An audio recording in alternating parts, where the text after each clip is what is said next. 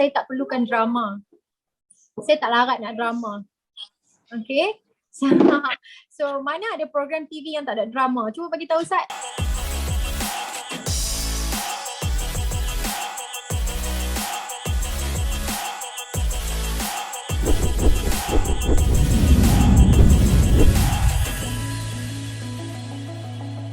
Okay, bila kita cakap pasal AJL, Anugerah Juara Lagu. So macam sebelum ni Nurul dengan Ajai pernah menjadi juara. Tapi sehingga kini bila kita tengok dekat komen-komen dekat YouTube, masih ada lagi yang mempersoalkan kemenangan Nurul dan Ajai pada ketika itu. So apa yang mungkin boleh Nurul luahkan ataupun nak kongsi bersama dengan netizen?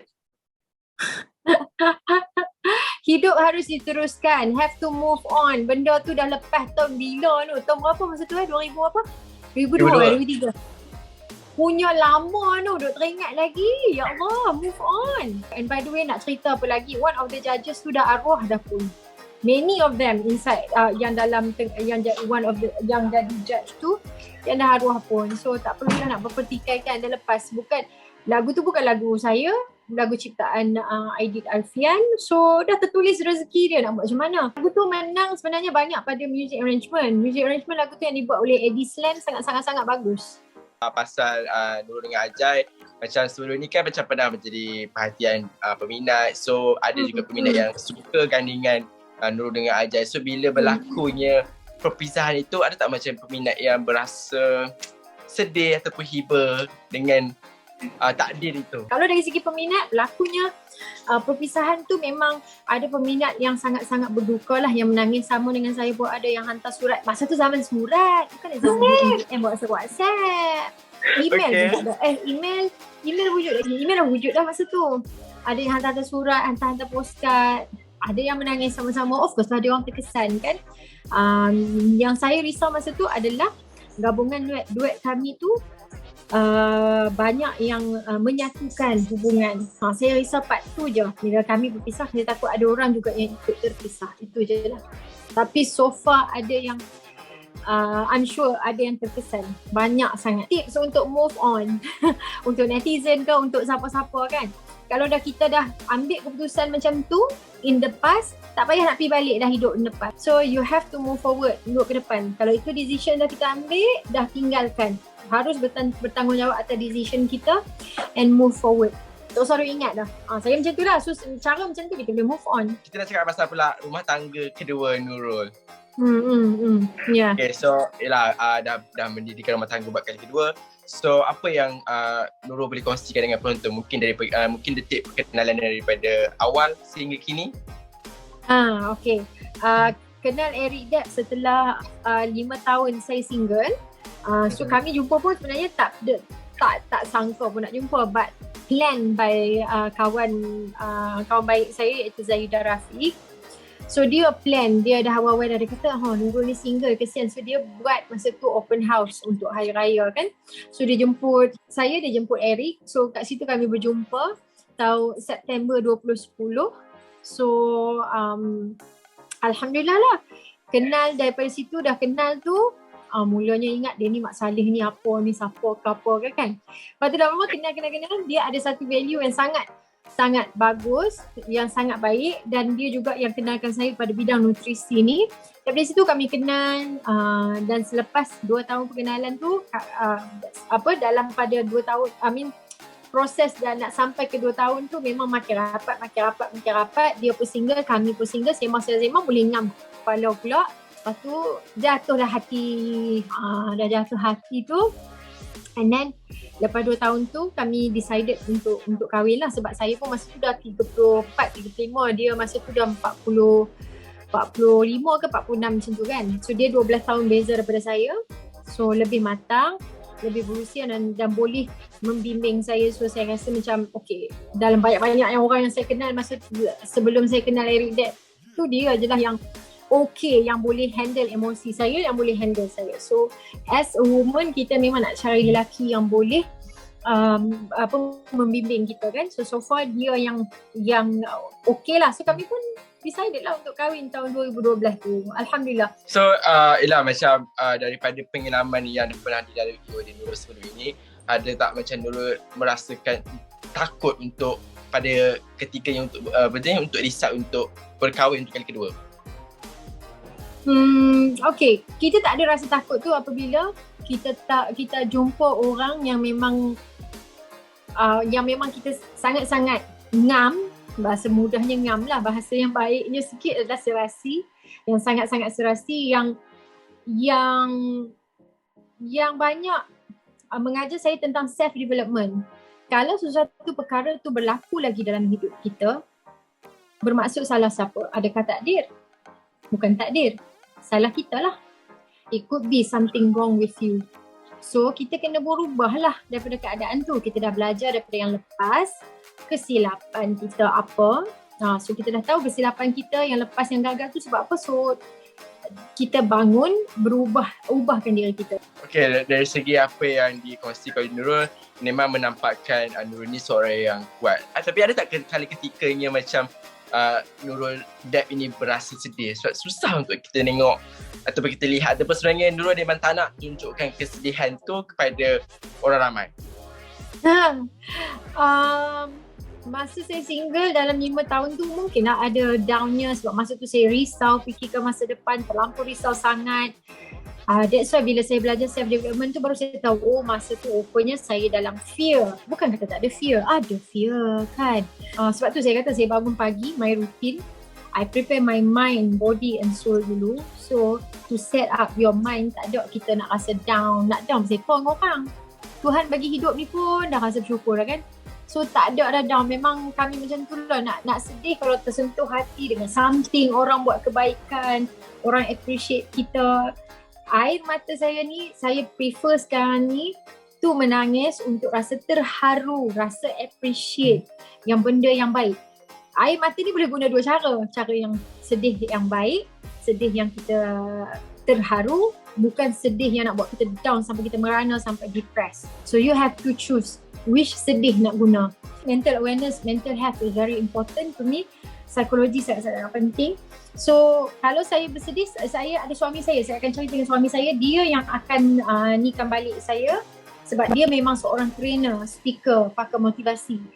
Cuma tak buat benda tu je lah. Dia tak buat. But I want to be pakar motivasi. Saya nak jadi speaker. Sebab saya suka benda ni, sebab saya tahu ramai orang perlukan bantuan dari segi emosi, dari segi fikiran kan. Bercakap pasal rumah tangga. So macam mana Nurul mengekalkan kebahagiaan rumah tangga bersama dengan suami? Suami saya seorang yang sangat matang. So kalau kata apa-apa pun kami banyak berkomunikasi. So boleh dikatakan saya berkahwin dengan best friend saya, kawan saya dan seorang lelaki yang boleh saya panggil sebagai suami, yang memang seorang yang of course lah dah jadi suami tu kena trust 100% kan. So kami banyak sangat berkomunikasi. Kalau ada apa-apa tak okey je, duduk cakap 2 orang. Sebab dia pun pernah fail dalam dia punya first marriage, saya pun sama. So kami determinekan benda tu, apa kekurangan yang dulu. So kita jangan buat lagi sekarang, kita improve. Tapi banyaklah berbincang dengan 2 orang, memang banyak cakap. Okay, macam sebelum ni Nurul ada bagi tahu yang nak berpindah ke Bali, nak berhijrah. So mungkin Nurul boleh kongsikan lah kenapa Nurul decide untuk berhijrah, berpindah ke Bali. Okay, idea ni daripada suami saya, dan memang saya pun daripada dulu, daripada muda, selain daripada nak berhijrah daripada kampung saya ke KL, saya memang suka nak berhijrah ke negara luar juga. Okay, so idea nak pindah tu kami dah plan daripada mula kami kahwin. Memang kami nak retire di Bali. Okay, pada dia lah, dia nak retire. So di Bali, so saya tak retire. Saya masih lagi, kalau kata orang nak panggil saya nyanyi. Dalam bisnes saya pun saya masih buat. So dia nak retire di Bali sebab dia pernah tinggal di Bali.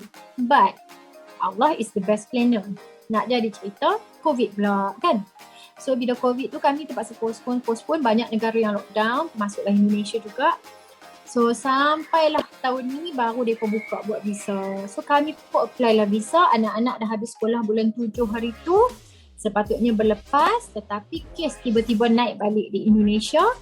Bila kami dah siap proses semua, dah dapat kelulusan semua, tutup balik border.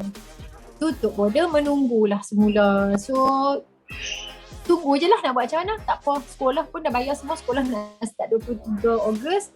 So tunggu di luar bidang puasa kita. But to me, plan memang kita boleh plan. But ada sebab kenapa benda ni duk postpone. One, mungkin Allah nak lindungi kami dan anak-anak kami. Alhamdulillah, kami syukur sangat. So saya tak mau force benda tu. Bukannya tak boleh kata nak dapat bantuan siapa-siapa ke apa, boleh je nak pergi tu untuk visa yang dibenarkan, tapi kami tak mau. Tak apa, the right timing kami akan sampai insyaAllah. So sekarang ni saya dekat rumah transit dengan anak-anak dekat rumah Ayu ni sebenarnya. So menunggu bila dah 4 minggu kami menunggu. Ni minggu ke-5, 23 hari bulan ni baru dia orang nak cakap macam mana pula, continue lagi ke atau dah boleh pergi. Nak tanya juga dengan Nurul, ada tak macam pernah terasa untuk teringin nak masuk dalam Gegar Vaganza? Aduh, ni baru tadi saya jawab dengan satu komen seorang peminat yang bertanya. Dia kata teringin nak tengok Nurul nyanyi, rindu nak tengok Nurul nyanyi, masuklah Gegar Vaganza. Sekenit ni pemain. Okay, saya nak cakap kat sini lah ya. Nak tengok seseorang menyanyi tu boleh menyanyi dekat mana-mana saja. Tak kira TV1, TV2, TV3, TV4, TV5, TV6, Astro apa semua lah. Tak perlu terletak pada satu-satu program. So saya cakap tadi pada seorang Allah ni, saya kata saya boleh menyanyi kat mana saja, social media atau di mana-mana saja kalau nak tengok. Tak perlu nak suruh saya masuk Gegar Vaganza. Dan saya tak mau masuk Gegar Vaganza. Depok approach saya banyak kali dah. Saya hanya pergi Gegar Vaganza tu jadi guest artist saja. Satu, saya ada bisnes yang saya tak boleh beri komitmen. Kedua, saya tak perlukan drama. Saya tak larat nak drama. Okay? So mana ada program TV yang tak ada drama? Cuba bagi tahu Sat. So the drama yang orang suka tu, yang duk suruh saya masuk Gegar Vaganza ni. So, saya kata saya boleh menyanyi mana saja. Sebab please, Gegar Vaganza tu tak perlu validate saya boleh menyanyi, saya bagus ke tidak. Sebab yang validate saya boleh menyanyi ke tidak adalah penerimaan fan saya daripada first day saya jadi penyanyi sampai sekarang. Itu saya punya personal pendapat. Saya tak suka. I prefer macam dulu, tak tahu kalau macam Nazar masa kecil-kecil, kalau kita ada program hiburan minggu ini. Show better instead of macam Gegar Vaganza ni. Saya rasa better macam tu. You know, orang lebih tahu. Masa zaman dulu kalau kata semua artis dapat jadi featured artis every week dekat hiburan minggu ini tu, album jual gila-gila tu. Itu masa tu industri yang sebetul-betulnya. Okay, tak apalah, itu hak masing-masing, faham. So ada tak macam setengah peminat yang pernah request untuk Nurul dengan Ajai buat comeback? Husband saya pernah cakap Ayu Nazirah buat sini. Alright, even husband saya sekarang pun cakap at 1 year tu dia kata if ada fans yang cakap macam tu, dia pun cakap, dia kata kalau duet tu dah besar sangat dulu apa semua, memanglah sekarang dah ada likes masing-masing. Kalau kata nak pergi buat balik lagu baru ke, nak nyanyi, nak buat show ke, dia kata kalau nak buat satu konsert ke apa ke yang lagu-lagu duet semua, buat je lah. Husband saya bagi kebenaran. Dia kata based on professional, it's okay sebab masa tu ni kan. Ada fan cakap nampak saya tak kisah kalau kata ada siapa-siapa dan satu hari kalau kata pihak belah sana mencakap kata jom kita buat apa untuk fans, untuk business professionally, saya okey je, tak ada masalah. Macam kita tahu baru-baru ni pemergian arwah Siti Sarah. So nak tanya jugalah sebagai rakan penyanyi yang dah lama dalam industri, apa yang boleh Nurul kongsikan bersama dengan penonton MH? Okay, Siti Sarah saya kenal sebenarnya daripada mula masa tu company Wake the Baby, company kami buat organize satu event dengan Beras Jati, buat satu pertandingan yang diberi nama Suara Jati. So Siti Sarah masuk juga Suara Jati, and then lepas tu dia menang URTV dan sebagainya kan. Daripada situ memang kita dah nampak dah budak ni sesuatu yang sangat bagus kan. So memang masa tu Ajai memang suka dengan dia apa semua, dan dia diambil oleh Na Record. Kira memang daripada mula pembabitan dia tu memang bila dikatakan depan mata lah. Macam depan mata. Memang seorang yang sangat baik, yang sangat talented. Dia lebih kurang macam saya jugalah, nak bekerja untuk bantu family dengan mak ayah dia kan. Of course bila tak ada orang yang begini, satu orang yang berbakat besar, satu dengan apa value yang dia ada tu, of course terkesan. Dengan pemergian dia tu bawa banyak sangat impact tentang seorang isteri, seorang ibu dan juga seorang manusia. So yang terasa yang perlu buat macam mana kebaikan as perempuan, as muslimah, sebagai seorang yang Islam. So banyak sangat impact yang dia bagi. Satu lagu daripada arwah Siti Sarah yang Nurul rasa macam favourite pada Nurul. Lagu Siti Sarah ni banyak yang sedap. Yang banyak yang sedapnya semuanya daripada Ajai. So semua lagu dia saya rasa apa yang dia nyanyi, sebab saya suka suara dia, style dia menyanyi. So lagu apa dia bawa semua saya suka. Yang saya suka adalah Ku Teruskan tu. Dalam banyak-banyak tu. Okay, sebagai seorang penyanyi senior, macam baru-baru ni ada juga lah macam isu artis yang nak sesama artis, yang bergaduh sesama artis. So, apabila Nurul melihat situasi ini, apa komen Nurul? Okay, sebenarnya situasi ni yang berlaku ni disebabkan situasi yang banyak huru-hara. Okay? Huru-hara keadaan pandemik, huru-hara keadaan politik, huru-hara keadaan yang macam-macam. Saya nak pesan kita semua bukan lagi kanak-kanak kan? Memang kita ada hak untuk bersuara. Kalau kita nak bersuara, saya tahu, saya just tengok macam tu je, orang tu nak saman orang ni sebab gini, tu je lah. Tapi secara detail saya tak tengok lebih-lebih sebab satu, saya pun busy dengan hal saya. Saya tak mau bebankan saya punya storage, komputer ada storage kan. So kita buat ada storage, jangan storekan kepala kita dengan perkara-perkara yang menyempitkan untuk kita tengok pada diri kita.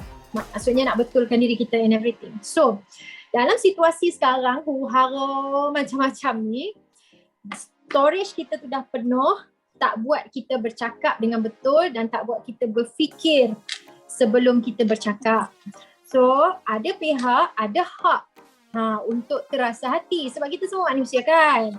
So, bila dah bawa sampai ke kes mahkamah and everything, seseorang individu tu, seseorang artis tu, dia ada hak kalau dia rasa, dan benda kita ada undang-undang kan. Dia ada hak kalau dia rasa benda tu yang boleh merosakkan nama baik dia, yang dia tak ganggu orang, tiba-tiba orang nak buat tu, dia ada hak lah. It's just that sebelum berlakunya perkara-perkara ni, saya pesan kepada sesiapa pun, kita semua manusia sama saja. If you are menteri ke, artis ke, Kani Bank ke, reporter ke, siapa-siapa ke, we have to think 10 kali lah ni untuk menulis apa-apa, untuk bercakap apa-apa, sebab manusia dah dibebani kepala ni, especially rakyat Malaysia, dengan pelbagai isu. Okay, I rasa itu sajalah kot, bicara banyak sangat dah Nurul kongsi, macam semuanya best-best lah. So, nak minta any last word lah from Nurul untuk ucapan terakhir, ucapan kepada penonton media hiburan. Alright, terima kasih Nazar, terima kasih media hiburan yang nak jemput saya untuk interview, untuk recap sikit macam mana mula saya menyanyi sampai sekarang. So thank you so much. Alhamdulillah masih lagi diterima dan saya happy dengan apa yang saya buat. So thank you so much for all the support. So beratnya rasa hati nak melangkah pergi. Sebarang je lah kot nanti kita jumpa kat lain penyanyi lain. Part yang tarik tu